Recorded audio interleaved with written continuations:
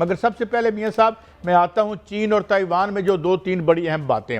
एक तो बात हो रही है थ्यूसिडिस जो एक जिसे आप कहते हैं ट्रैप है, यानी वो ट्रैप क्या है कि इस मुलाकात के हवाले से एक बात ये की जा रही है कि एक इमर्जिंग पावर है, एक डिक्लाइनिंग पावर है, जिसे आप पॉलिटिकल साइंस की इस इस्तिलाह में थ्यूसिडिस ट्रैप भी कहते हैं।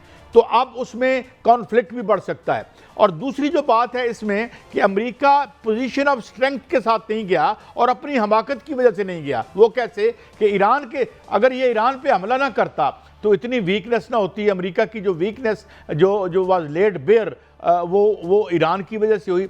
यहाँ पे मार खाई उन्होंने।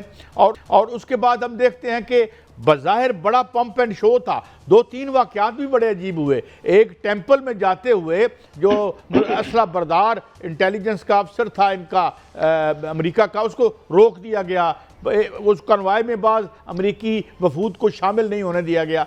तो बज़ाहिर पंप एंड शो बड़ा था, बल्कि कम्युनिस्ट इराक का वो पंप एंड शो लगता है, बच्चे उठा के झंडियाँ घूम रहे हैं और वो सारा सब कुछ था। मगर उसके पीछे अंडरलाइंग एक टेंशन ज़रूर थी अमेरिका बहादुर के बिहाफ पे, ये कि वो डिक्लाइनिंग पावर है और ये चाइना ज़ाहिर है इमर्ज किया है। और दो जो बड़ी वाक़यात हुए, एक हमारा इंडिया के साथ जो टकराव हुआ, उसके बाद दुनिया बदली। अब ईरान, इसके बाद अमेरिका बहादुर का जो जितना मिलिट्री उसका पैराफर्नेलिया था, बजाय इसके कि वो ताकत और इनविंसिबिलिटी का तासुर कायम रहता, वो हिल के रह गया है। तो मियाँ साहब अब बात यह है कि उसने ताइवान पे धमकी दे दी है कि ताइवान मेरी रेड लाइन है। और ये अब यूं लगता है कि शायद वक्त आ चुका है, कुछ टाइम भी दिया हुआ उन्होंने कि कब वो ताइवान की तारीख में भी कब बात करेंगे कि सिविल वार के बाद कैसे वहाँ पे चियांग काई शेक चला गया और सारा वहाँ पे बना और फिर सो कॉल्ड डेमोक्रेसी भी चली। तो मियाँ साहब मेरे ख्याल में जो देखिए काई साहब चार पहलू हैं। अच्छा जी, फरमाइएगा।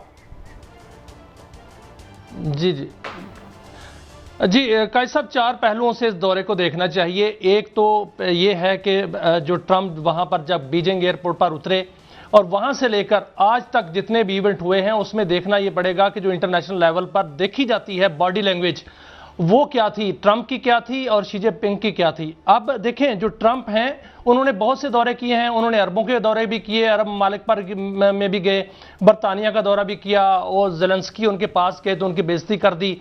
दीगर जो हुक्मरान उनके पास गए तो उनके साथ भी उनका रवैया ठीक नहीं था। सिर्फ दो हुक्मरान थे पाकिस्तान के वज़ीर आज़म और फील्ड मार्शल, जिनसे वो बेहतरीन तौर पर जो है पेश आए। लेकिन जब वो चीन उतरे तो वहां पर उनकी जो बॉडी लैंग्वेज थी वो बड़ी मोहतात थी और बड़ी गहरी खामोशी उनके चेहरे पर आज तक जो है मैंने देखी, इससे पहले कभी नहीं देखी। पहले जब वो जहाज से उतरते थे तो वो डांस करते थे और डांस करते हुए गुजरते थे और ऐसे इग्नोर करते थे जैसे शहजादा चार्ल्स जो हैं वो उनको लेने आए और उनके गार्ड्स के साथ वो हाथ मिलाते हुए उसके साथ बातें करते जा रहे थे कि उनको इग्नोर करते जा रहे थे। लेकिन चीन के अंदर क्या हुआ, चीन के अंदर जब उनकी मुलाकात होती है ग्रेट हॉल के बाहर, जब मुसाफा होता है तो उसमें शी जिनपिंग जो है उनका हाथ उनके ऊपर होता है, उसके हाथ के ऊपर होता है और फिर वो अपना हाथ जो है वो उनके ऊपर रख देते हैं और उनका मुस्कुराहट है चेहरे पर और ट्रंप साहब जो है वो गहरी खामोशी में गुम है। और आज भी जब उनकी जो है वो प्रेस टॉक, वहां पर एक टॉक हुई जो वहां गुफ्तगू की गई, तो वहां भी जो ट्रंप जो हैं वो बड़े गहरी खामोशी और गहरे जो है वो उसमें मोहतात चेहरे के साथ वहां पर नजर आए। एक तो इससे साबित ये हुआ है, जो बॉडी लैंग्वेज में साबित हुआ कि अब चीन ने ये साबित किया है कि सदर ट्रंप जो है वो सुपर ताकत के सदर नहीं रहे, वो एक आम ताकत है जो कि एक अमेरिका था, वो अमेरिका था, अब अमेरिका नहीं है उस तरह का सुपर ताकत। दूसरी सब, जब आपको याद होगा जब तजारती जंग ट्रंप ने छेड़ी थी तो उसमें उस वक्त शी जिनपिंग ने कहा था कि इसमें किसी का फायदा नहीं होगा, सबका नुकसान होगा। और आज ये साबित हुआ जब सदर ट्रंप वहां जाके ये कह रहे थे कि हमें तिजारत जो है वो बराबरी की बुनियाद पे करनी चाहिए, हमें तिजारत एक दूसरे के साथ तावन के साथ करनी चाहिए, हमें एक दूसरे का जो है तावन चाहिए, हमें एक दूसरे की जरूरत है। यही तो शी जिनपिंग कह रहे थे कि टैरिफ ना लगाइए और इस तरह ना कीजिए जो कि आप कर रहे हैं। तो आज ट्रंप जो है, सर एक मिनट, आज ट्रंप जो है वो जंग भी हार गए। तीसरी, उन्होंने ताइवान के हवाले से बाकायदा तौर पर दो टोक अल्फाज में कहा शी जिनपिंग ने कि ट्रंप जो ताइवान है वो अटूट है, वो जो है वो चीन का हिस्सा है, वन चाइना पॉलिसी का हिस्सा है। उसकी तरफ वो मत देखें, ना उनको असला दें। अगर वो उनको असला देंगे देखेंगे तो फिर तसादम होगा। चौथी बात, आखिरी बात, वो आबनाए हरमूज की है।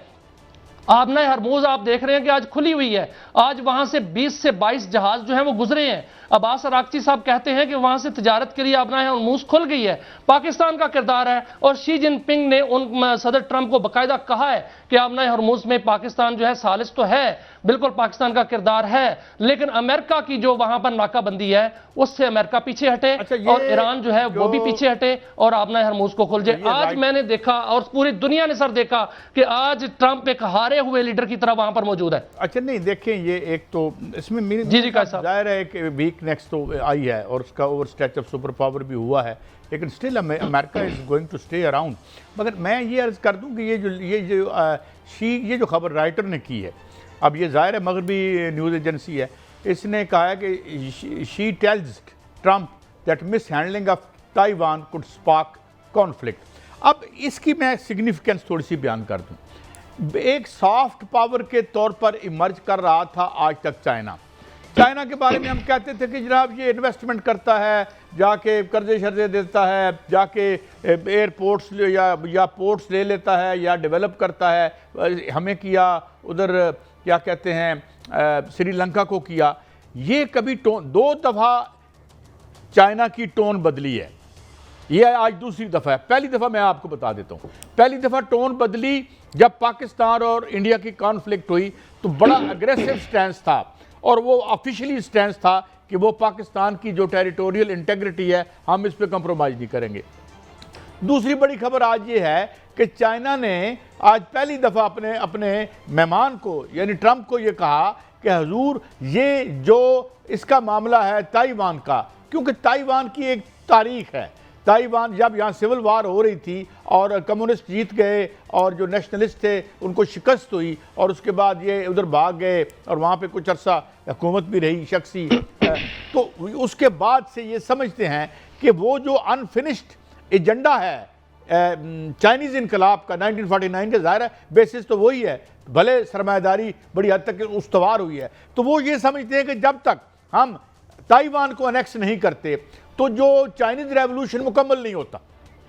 तो इस बात पे पहली दफ़ा बड़ा सख्त स्टैंस लिया है। लेकिन इसमें जो परेशान कुन बात वो ये है कि इस पे जवाब कोई नहीं दिया ट्रंप ने या उनके किसी शख्स ने, मतलब उन्होंने गोल मोल बातें की, मस्क बाहर निकला, एक और एक दो चार जो साथ ये अपने यार दोस्त लेके गए हुए हैं, उनसे पूछा साफियों ने कि कैसा रहा, उन्होंने बड़ा अच्छा, बड़ी अच्छी मुलाकात हुई।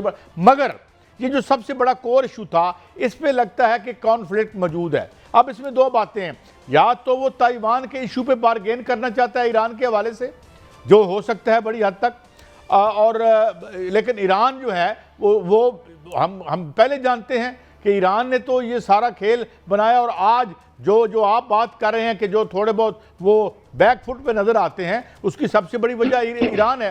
तो ये दूसरी बड़ी बात है। और अपनाए हरमूज के हवाले से जो हमारे पास खबरें हैं वो ये हैं कि वो किसी किस्म की Iran is ready to take more hits. Iran की पॉलिसी ये है कि ठीक है अगर तुम हमला करते हो तो कर दो, मगर उसके क्या। कायद साहब जी बात करें कायद साहब, दो बड़ी खबरें हैं इस हवाले से जो आप बात कर रहे हैं। इस हवाले से दो बड़ी खबरें हैं। जो मेरे पास खबर है वो ये है कि चाइना के अंदर एक डील हो गई है, और चाइना जो अमेरिका है वो सरेंडर कर गया है पूरी तरह। और चूंकि वजीर खारजा भी वहाँ पर अमेरिका के मौजूद हैं, ट्रंप भी वहाँ पर मौजूद हैं, उन्होंने बाकायदा शी जिनपिंग से अपील की है कि आबनाए हरमूज जो है वो खोला जाए और हमें वहाँ से निकाला जाए।